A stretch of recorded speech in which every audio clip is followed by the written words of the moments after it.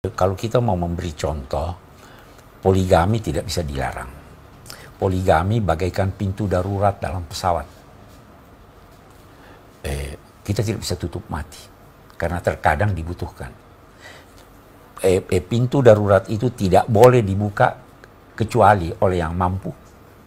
Anak-anak tidak boleh duduk di emergency exit. Ya, emergency exit. Orang lumpuh, orang yang tidak kuat membuka tidak boleh, tetapi dia tidak boleh membukanya kecuali setelah izin pilot. Nah, begitu poligami. Kita tidak bisa halangi seorang yang sangat mendambakan anak, sedangkan istrinya sakit atau mandul, kita tidak bisa menghalangi dia untuk kawin lagi. Demikian juga sebaliknya. Kita tidak bisa menghalangi seorang istri untuk minta cerai dari suaminya kalau suaminya mandul, karena dia kepingin anak, ya kan? Jadi kita harus lihat ini pintu-pintu yang bisa dibuka setelah mendapat izin. Dalam konteks ini izin itu artinya apa, Bi? Izin itu sekarang kalau kita di Indonesia, izin itu melalui pengadilan agama. Kalau dia PNS. Iya. Nah, sebenarnya tanpa izin itu seharusnya masing-masing sadar. Saya ingin beri contoh. Kalau izin istri itu mutlak tidak? Suami yang apa harus dapat izin istri kalau dia berpoligami? Sebenarnya istri sejak semula harus sadar bahwa kemungkinan itu ada. Ya kan? Kemungkinan itu ada. Tapi seorang suami yang ingin bahagia dalam hidupnya, hemat Abi, tidak perlu berpoligami. Kenapa? Karena kehidupan rumah tangga itu diharapkan darinya terjalin cinta dan kasih. Kasih seorang suami kepada istrinya menghalanginya untuk berpoligami. Karena dia sadar bahwa kalau dia berpoligami, istrinya menderita.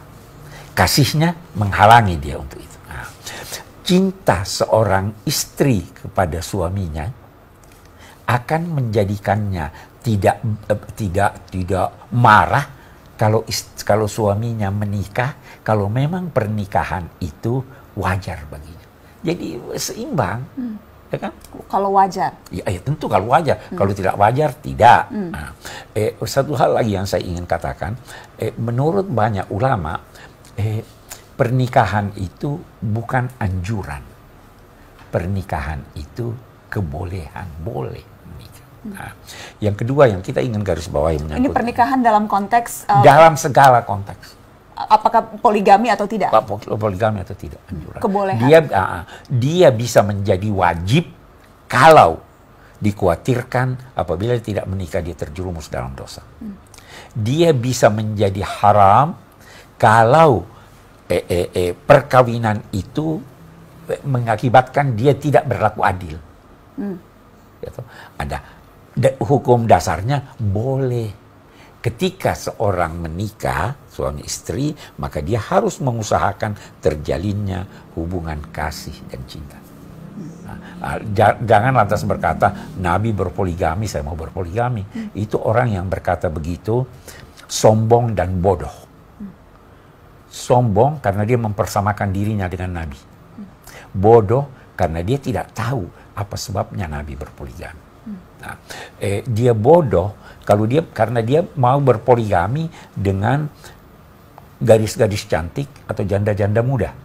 Kalau dia benar mau mengikuti Nabi, menikahlah dengan janda-janda tua seperti halnya Nabi. Iya kan?